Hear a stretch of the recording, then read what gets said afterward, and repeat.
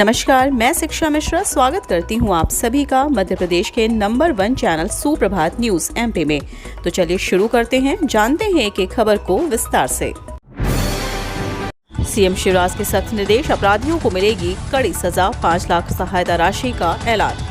18 मार्च को होली के मौके पर रायसेन जिले में उपद्रव में एक की मौत हो गई और 50 से अधिक लोग घायल हो गए थे, जिस पर सीएम शिवराज ने सख्त रुख अख्तियार किया है। इसके साथ ही सीएम शिवराज ने कहा कि आरोपियों को सख्त से सख्त सजा दी जाएगी। साथ ही उन्होंने मृतक के परिवार को 5 लाख की सहायता राशि, जबकि 3 गंभीर घायल को 2 लाख रुपए की राशि का ऐलान किया है।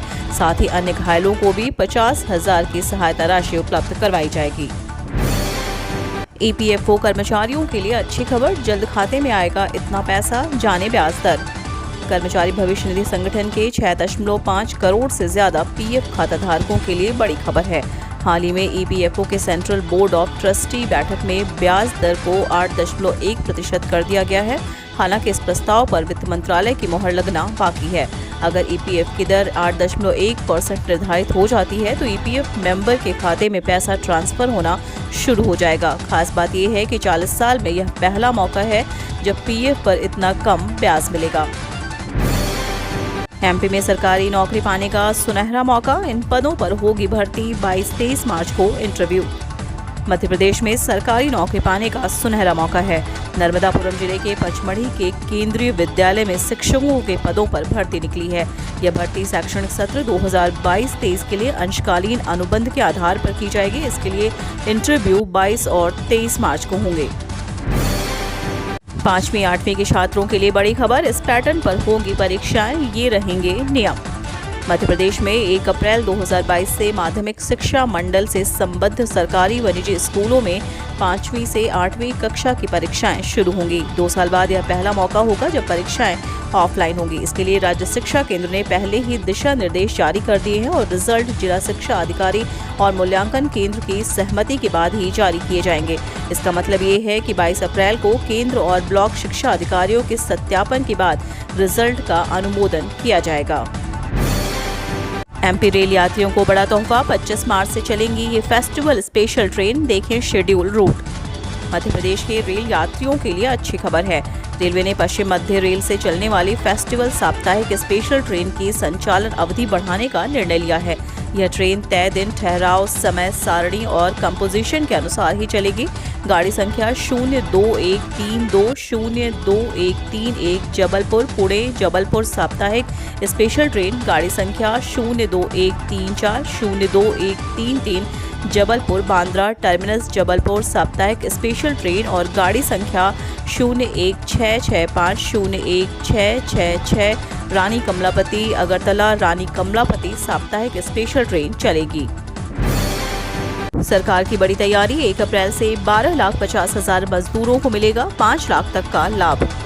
मध्य प्रदेश के 12 लाख से अधिक मजदूरों के लिए राज्य शासन ने बड़ा फैसला लिया है, जिसका लाभ सीधे तौर पर मजदूरों को मिलेगा। दरअसल बिल्डिंग, सड़क, ब्रिज आदि कंस्ट्रक्शन की जगह पर निर्माण करने वाले मजदूरों के लिए राज्य शासन और कर्मकार मंडल ने अनुबंध तैयार कर लिए हैं। इसके लिए कर्मकार मंडल में 12,50,000 निर्माण श्रमिकों को आयुष्मान योजना से भी जोड़ने की तैयारी पूरी कर ली गई है। इस योजना के तहत निर्माण कार्य में लगे निर्माण श्रमिकों को अगले महीने 1 अप्रैल से कैशलेस इलाज की सुविधा उपलब्ध कराई जाएगी। इसके अलावा मजदूर के परिवारों को भी 5 लाख सालाना फ्री इलाज की सुविधा उपलब्ध होगी।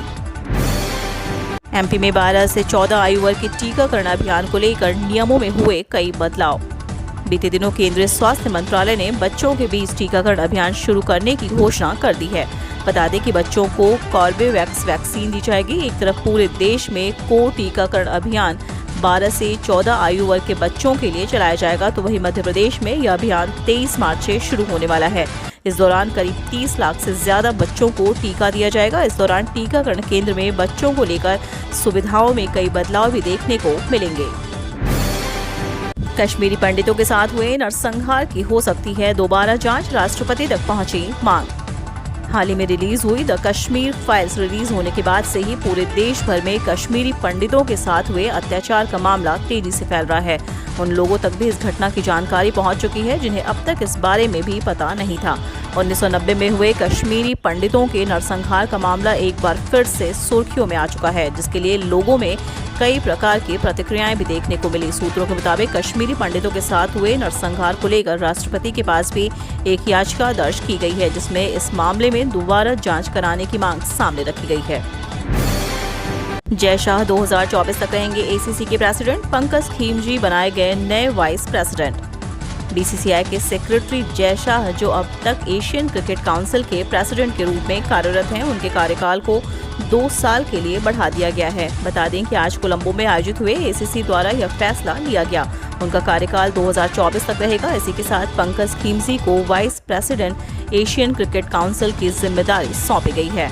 महेंद्रवालीपुरम डेवलपमेंट कमेटी के चेयरमैन के रूप में नियुक्त किए गए हैं। लगातार 2 दिन कर्मचारियों की हड़ताल, इस बैंक में कामकाज प्रभावित होने की आशंका। आगामी 28-29 मार्च को बैंक कर्मचारी यूनियंस की 2 दिवसीय हड़ताल है। इस हड़ताल की वजह से आरबीएल बैंक की कुछ शाखा में कामकाज प्रभावित होने की आशंका है। ये बात आरबीएल बैंक की ओर से कही गई है। आरबीएल बैंक ने शेयर बाजार से कहा है कि उसने रत्नाकर बैंक अधिकारी संगठन और रत्नाकर बैंक कर्मचारी संघ क्रमशः All India Bank Officer Association और All India Bank Employees Association से संबद्ध है। बैंक की ओर फाइलिंग में कहा गया है कि उपरोक्त यूनियनों से जुड़े बैंक के कर्मचारी हड़ताल में भाग ले सकते हैं। विषय बैंक स्तर के मुद्दों से संबंधित नहीं है। ग्राहकों के लिए खुशखबरी, बुकिंग के सिर्फ 2 घंटे में घर पहुंच जाएगा एलपीजी गैस। एलपीजी गैस ग्राहकों के लिए एक अच्छी खबर है। अब आप एलपीजी बुकिंग के 2 घंटे के भीतर अपने घर मंगा सकते हैं। मतलब ये हुआ कि आपको एलपीजी गैस के लिए इंतजार नहीं करना पड़ेगा। सरकारी oil marketing company Indian oil ने एक तत्काल सेवा की शुरुआत की है। इसके जरिए उपभोक्ताओं को महज 2 घंटे में गैस सिलेंडर दिया जा रहा है। ग्राहक बहुत ही मामूली प्रीमियम पर IVRS इंडियन ऑयल वेबसाइट या इंडियन ऑयल वन ऐप के माध्यम से सेवा का लाभ उठा सकते हैं। इसकी शुरुआत हैदराबाद में हो चुकी है। आपको बता दें कि इंडियन ऑयल समय समय पर अपने सोशल मीडिया अकाउंट के जरिए इस सुविधा के बारे में बताता है। अब देखना अहम है कि देश भर में एलपीजी की इस सुविधा कब तक लागू होगी। सीबीएसई ने जारी किया 12वीं टर्म 1 का परीक्षा परिणाम, जाने कहां और कैसे देखें। केंद्रीय माध्यमिक शिक्षा बोर्ड ने कक्षा 12वीं टर्म 1 परीक्षा का परिणाम जारी कर दिया है। पिछली बार की तरह इस बार भी परिणाम स्कूलों को ईमेल के माध्यम से भेजे गए हैं। स्कूल ही परिणाम डाउनलोड कर छात्रों को सौंपेंगे। छात्र अपने संबंधित स्कूलों से अपना परिणाम पता कर सकते हैं। बता दें कि इस बार सीबीएसई ने छात्रों के परिणाम को आधिकारिक वेबसाइट पर जारी न करने का निर्णय लिया है। हम आपको बता दें कि सीबीएसई की ओर से जारी किए गए कक्षा 12वीं की परीक्षा परिणाम को केवल संबंधित स्कूलों के प्रिंसिपल शिक्षा मेल आईडी के माध्यम से डाउनलोड कर पाएंगे और बोर्ड की ओर से केवल थ्योरी के परिणाम भेजे गए हैं। प्रयोग की आंतरिक परीक्षा के अंक पहले से स्कूलों के पास उपलब्ध हैं। मध्य प्रदेश के कॉलेजों में अब पढ़ाई जाएगी रामचरितमानस। अब प्रदेश के कॉलेजों में रामचरितमानस पढ़ाई जाएगी। नई शिक्षा नीति के तहत अब प्रदेश के कॉलेजों में सांस्कृतिक इतिहास से जुड़े पक्ष, नैतिक शिक्षा, रामचरितमानस के साथ ही पशु संवर्धन, जैविक खेती, हॉर्टिकल्चर जैसे एम्प्लॉयमेंट ओरिएंटेड कोर्स संचालित किए जाएंगे। इंदौर में एक कार्यक्रम में शामिल होने पहुंचे प्रदेश के उच्च शिक्षा मंत्री मोहन यादव ने सरकारी होलकर साइंस कॉलेज में यह बात कही। प्रदेश में 18,000 जांच में 12 पॉजिटिव मिले, 239 एक्टिव केस। मध्य प्रदेश में कोरोना संक्रमण के मामले कंट्रोल में हैं। बीते दिन प्रदेश में 18,000 जांच में 12 नए पॉजिटिव मिले। प्रदेश में अभी 239 एक्टिव केस हैं। प्रदेश के अलग अलग अस्पताल में 55 मरीज भर्ती हैं, जिनमें से 3 ऑक्सीजन पर हैं। भोपाल में 11 और इंदौर में 2 मरीज भर्ती हैं। दोनों शहर में कोई भी मरीज ऑक्सीजन पर नहीं है। प्रदेश में अब तक 10,40,864 लोग कोरोना संक्रमित हो चुके हैं। इनमें से 10,29,892 ठीक हो चुके हैं। कोरोना के कारण अब तक 10,733 लोगों की मौत हो चुकी है और 64 मरीज ठीक हुए हैं। एमपी में 3 वेदर सिस्टम एक्टिव, इन जिलों में लू का अलर्ट, जाने पूरे हफ्ते का हाल। वर्तमान में 3 वेदर सिस्टम एक्टिव हैं, जिसके चलते मध्य प्रदेश का मौसम अचानक से बदल गया है। एमपी मौसम विभाग ने आज कई जिलों में लू चलने के कारण येलो अलर्ट जारी किया है। मार्च माह के अंत तक एक बार फिर तेज गर्मी का असर देखने को मिलेगा।